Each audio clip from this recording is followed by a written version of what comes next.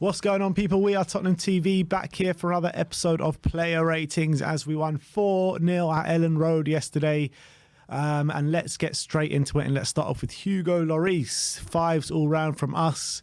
I mean, I remember him getting down low for one save in the first half, but apart from that, he was really untested up until the final 15 minutes where he comes out, which initially looked like a really good, the old Hugo off his line defending, but he wins the ball and then he does a terrible pass and then nearly gets himself sent off as well. So he gets marked down quite a few points for that. But apart from that, he was fairly untested, to be honest. Yeah, it was more down to Leeds' poor finishing that he wasn't really called into action too often. But that mistake could really have proved costly, especially if he got himself sent off, which he nearly did by taking a swipe at the ball with his hands after losing possession. So continues a bit of a trend of late of Lloris making a few errors. So he's definitely got up his game again. But I think by and large, yeah, he didn't have too much to do. All right, let's move on to Ben Davies. 8s all round from us. Another really good display from Ben at the back of on the left of a back three. And yeah, I thought he defended really well on a whole. I thought he was winning headers actually quite often yesterday.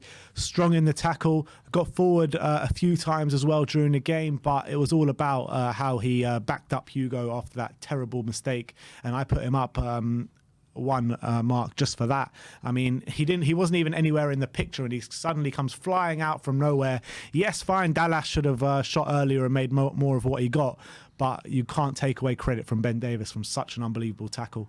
Yeah, and he never gave up, and he believed he was going to block the shot, and he did in the end, and I think he earned that by making sure he went all the way to the end and didn't give up on the opportunity. Yeah, and I think throughout the game, I put another very solid display. I thought his passing was pretty good. I think he linked up fairly well with Session as well on the left-hand side. So not his best display in possession, but I thought defensively, he backed up Session against Rafinha as well fairly decently a few times. So good display all in all. Yeah, let's move on to Cuti Romero. 8s all round from us, and I thought he had a really good game yesterday again. There was one moment where he lost a player. I can't remember who it was, but he had a free header and didn't make the most out of it in our own box. But apart from that, I thought he defended really well. There were times where Matt Doherty and Kulusevski were so far up the pitch and couldn't get back in time, and Romero was always there to sweep up for them. He was aggressive like he always is, and he was winning all his duels. So another good performance from Romero. Yeah, he did the basics absolutely right this time, and we've always praised Romero for his composure on the ball and quick thinking. He didn't have to do that too much this time. It was very much getting those defensive actions in, getting the ball as quickly as possible to the midfielders and the attackers, and them doing the damage. He had a couple of forays forward, but not as many as maybe in previous games. And I think all in all, very positive from Romero, and another very good display in a string of. He's had a bad game for us. Absolutely. I don't think he has had a bad game for us, to be fair, apart from maybe when he got sent off against Vitesse in his first game. But yeah, I think that, or in Kante's first game. But yeah, good display from Romero. And let's move on to Eric Dier. 8s all round from us. And it's just, the defence just looks so much better with him in the middle of it, him organising, orchestrating things. He gets the ball, and aerially, he's really good, wins the majority of what comes his way in the air. And his passing is just on point more times than not. I mean, how many times did he spray it out to Doherty, spray it out to Sessegnon, playing it out from the back as well, so calmly. So another really good display from Eric as well. Yeah, and I don't think we have that long passing range ability without Eric Dier on the pitch, and it shows what he brings when he's there. I thought he was drilling those passes expertly towards them. He seems to be getting a lot more consistent with them as time passes. Really is, yeah. He used to hit like maybe 2 in every 3, and now he just seems to be hitting all of them. And it's really encouraging from him. Yeah, as you say, defensively, he really helps lead the back line. So really, really good again from Eric Dier. And I know we lost to Burnley, but since he's come back in, we've upped our game, I think, defensively. Yeah, that's absolutely spot on. Let's move over to Ryan Sessegnon. 7s all round from us, played at left for wing back, and I think he had a much better display than he did. Well, maybe not much better, but I think it was really good. You saw the confidence come back into his play. He was beating his men, he was getting crosses in the box, And, the hallmarks of a Kante team are the fullbacks really getting inside the box, late runs, and also crossing into the box to the other fullback. And that's exactly what he did in the first few minutes, crossed it into Doherty for the first goal. It was great to see the two fullbacks linking up. And later on in the game, Doherty returned the favour to him, but he should have done better at the back post where he should have got a goal. I think he had another shot as well, which the keeper was equal to. But all in all, a really good display from Ryan Sessegnon as well. Yeah, he was also getting some very good decisions. I felt like in general play, he maybe wasn't as involved as I would like, but I would say when it really mattered in the final third, great assist for Doherty, really put it on a plate for him for the first goal. The amount of times we've been in those kind of positions this season and screwed up, it's really nice to see him just roll it beautifully across the face of goal for Doherty. Meslier was forced into a save. Kane played a beautiful ball over the top to him as well, where he struck a shot into the side netting. He was sliding in the back post for after a Doherty cross, and he collided with the post, very nearly getting there at the back post. Yeah. So very nearly getting himself on the score sheet. So another very positive performance from Ryan Sessegnon. It's just 11 passes during the game. Maybe we want a bit more from him in terms of being in possession, but I'm very happy with his performance again. Really positive. All right, and let's move over to Harry Winks. 8s all round from us, and he set the tone for the game, releasing Sessegnon on the left-hand side, which ultimately led to the first goal. And I thought he was really high tempo, high aggression, and high work rate throughout the whole game. People were worried about Winks coming in for this game, and he performed really well again, like I'm saying for everyone really. But look, it was kind of like the perfect opposition for him, and I think he delivered for us. He was contributing for us going forward, contributing for us defensive wise as well. So yeah, good play from Harry Winks. Yeah, he set the tone with that pass for Sessegnon for the first goal as well. I was very happy for him. I wasn't actually I said before the game I wasn't too worried about him coming into this game. I thought he could perform, and I think he did a great job for the team. And I think he was progressing the ball very quickly into space, which we needed him to do against this kind of opposition. Very quick attacks, and I think he was central to that. And defensively, he was making those interceptions. He did a few tackles as well. Wasn't overawed by the opposition.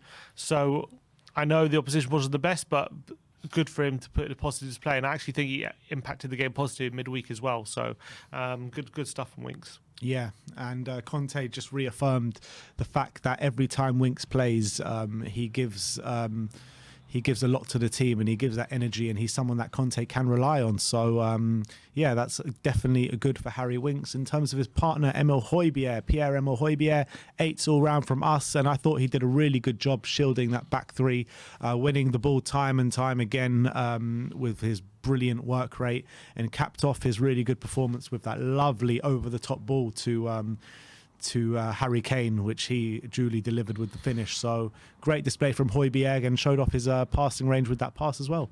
Yeah, one of the passes of the season for him, for sure. On a plate for Harry Kane. It still had a lot to do with the finish, but it was brilliant from Højbjerg to put it on a sixpence. And I thought throughout the game he was hassling, harrying, he was non-stop running. It was one of those 100-mile-hour performances that really played into his favour for Højbjerg. Sometimes, if he's a bit off it, they can play around him. But yesterday, he was a constant nuisance for the Leeds side, and I thought it was a dominant display from Højbjerg. Yeah, it really was. Let's move to the right wing back, Matt Doherty. Sim gives him a 9. I gave him an 8. But this is definitely hands down Matt's best performance in a Spurs shirt by some way as well. I mean, I don't think we've ever given him more than a 6, to be honest. No. And 6s are like a really good display for him. But so look, don't take anything away from his performance, because I thought he was brilliant. Defended well. He got up really well, obviously, arriving late in the box to score the first goal. He was putting in good deliveries in the box, good link-up play as well. So everything that Matt Doherty was doing yesterday is something that we hoped to see after seeing his performance for Wolves. So the only thing we can ask for Matt is just to kick on from here and really carry on these performances. Yeah, and he was doing exactly what I've been calling him to do. Get in the box, get in those really attacking positions. Be an option as well for when Kane drops deep, or our centre mids or centre backs are got possession of the ball. He needs to be spreading the play wide and being an option. He linked up. Not only did he score the opening goal, which was a back post finish, which was good composure as well. Not the easiest finish, easier than it was harder than it looks, I would say, when it comes to the finish from Doherty. But also linked up well with Kulu for the second goal. He got in a number of times in the second half as well. Was probably unlucky not to get a second goal after forcing a save from Meslier. And a few times that Kane was on the ball and he was just constantly an option down that right-hand side, getting in behind. And that's exactly what's been missing from our fullbacks this season, especially from the right-hand side. They haven't been able to be getting in offensive positions anywhere near enough. And Doherty showed yesterday that he could do it. He showed at Wolves he can do it, and he needs to carry that on if he's going to be a fixture in this side. Yeah, not only was that Matt Doherty's best performance in the Spurs shirt, but that was the best of any right-back performance, any right-back showing of any Spurs player this season. Well, I'm talking about him and Emerson, or Tanganga. So I think that's the best right-back performance of the season. So you got to say, after that, he's got the shirt. He has to have the shirt. Yeah, it's just to lose now. Yeah, that's the worrying. That's the bar we've set. But unfortunately, that's just been our performance from our right backs. It was. He played extremely well, and I got to give him credit for that. All right, let's move over to Decky. Dejan Kulusevski, 8. Another goal for Kulusevski. That's 2 goals in his last 3 starts, and he really has hit the ground running to life at Tottenham Hotspur. And I thought he was brilliant. The opening 20 minutes, he was just everywhere. He was, and that goal started off in the corner flag, did a 1-2 with Matt Doherty, and took it round a few Leeds players and finished. Oh, what a finish into the bottom corner! Absolutely unbelievable. But it wasn't just that. I thought his link-up play with Sonny and Kane were really good. He was finding himself in a lot of spaces, and the way he kind of shifts his body to make space for him, I think, is really good. You can see the football IQ he has is second to none. And, you know, there were different moments in the game where he had a similar chance to what he did score from, where the keeper was equal to. But I'm liking the look of Kulusevski a lot, and there's definitely a lot more to come from him. Yeah, and he's really starting to make an impact in this team, isn't he? 2 goals now in 3 games in his 3 starts, also getting an assist. And he's showing quality, especially he's showing maturity for his young age. He's got definitely the build to play in the Premier League, and I think he saw that with the goal. He was able to shove off a few players, and then went on to score a brilliant finish. He nearly repeated the trick in the second half when he cut inside and went for the near post again. This time Meslier was equal to it, but another really positive display, and I really like what I'm seeing from Dejan. I think he's could have taken him a long time to settle in, but he seems to be settling very, very quickly. And Kante clearly trusts him with the 3 starts in a row. I know Lucas picked up a knock, but we have Bergwijn there as well. We could have started, but he's gone with Kulu, and he seems to be got pretty good understanding with Kane and Son as well. And he does the defensive work, he does the dirty work. He's a hard worker. So I think we might have a gem on our hands right now. I think it might be a year or 2 before we really see the best of Kulu at his very top. But right now, he's definitely settling in very well, and he's providing a very good role for the team. Yeah, and a lot of people said on Kulu after that first sub appearance, they think it might take him a long time to settle into this team, maybe 2-3 months, even more, people were saying. But we're already seeing how well he's settling in. 2 goals in his last 3 starts, or in his only 3 starts. And like I said, there's definitely more to come from him. Let's move on to Heung-min Son. 8 all round from us, and a really good display, a lot better from Sonny than it was against Burnley. He was getting the ball in good areas and, just going on runs. That's what we want to see from Son, going on runs, beating men. And time again, he was going through the heart of the Leeds midfield and defence and beating a lot of men. And at the end of it, with that beautiful run and lovely ball from Harry Kane, capped off a brilliant performance with a really nice finish and broke the record with the most lethal partnership in Premier League history. And I think he deserved that goal as well for his performance, because I thought he was a constant threat throughout the whole 90 minutes for Leeds. I think he was running them ragged in the central areas. There was a lot of space for him to run into. It definitely helped him, but he definitely was exploiting it, and they found it very, very difficult to deal with him. He was putting the afterburners on, and Leeds were struggling to get near him. He had also 4 shots throughout the game, I think testing Meslier a few times, and he was unfortunate that they weren't those efforts weren't powerful. But obviously with his goal, his part in the goal is going a bit underrated due to the amazing nature of the pass from Kane, but his touch and finish to get it past Meslier was absolute world-class technical ability from him and Son, and I'm glad he's back amongst the goals, and he seems to have a bit more confidence back now. So and I think it was one of his better performances in that central number 10 area where Kante wants to see him, so that's very encouraging. Yeah, and last but not least, Harry Kane, 9s all round from us, my man of the match, and I thought he was absolutely unplayable yet again. The passing range on show was absolutely spectacular. That finish for the goal when Højbjerg looked it over on the volley, side netting. I mean, people don't realise how hard that actually is, and he did it to absolute perfection. And I think he played his game yesterday to absolute perfection as well. He was playing more or less as a central midfielder, orchestrating everything that Tottenham did. And obviously that pass for Sonny's goal right at the end, an absolute peach of a pass all the way over the top, inch perfect for Heung-min Son to run onto, and obviously he duly delivered, but he was pulling off those kind of passes all game, spreading the play left, right, through the middle. I mean, this guy, the way he's playing at the moment, he's absolutely unplayable. Yeah, they couldn't live with him, Leeds. They could not live with his quality. I think first half he was probably a bit quieter than he was in the second half. He obviously had that goal with unbelievable finish on his left peg, on the volley, on the stretch, from an angle as well. I don't know how he was able. He made it look easy to get that in, and it was that goal was near impossible to fit in from where he did. It was exceptional. That finish, world-class finishing ability from Harry Kane. And in the second half, he became a world-class playmaker. He'll be annoyed that he didn't get an assist for Doherty, where he put through one-on-one. He'll be annoyed he didn't get an assist for Emerson Royale, who he put through one-on-one. He'll probably be annoyed that he didn't get an assist. I think it was for Son as well, who he created a good chance for. But he did eventually get one right near the end.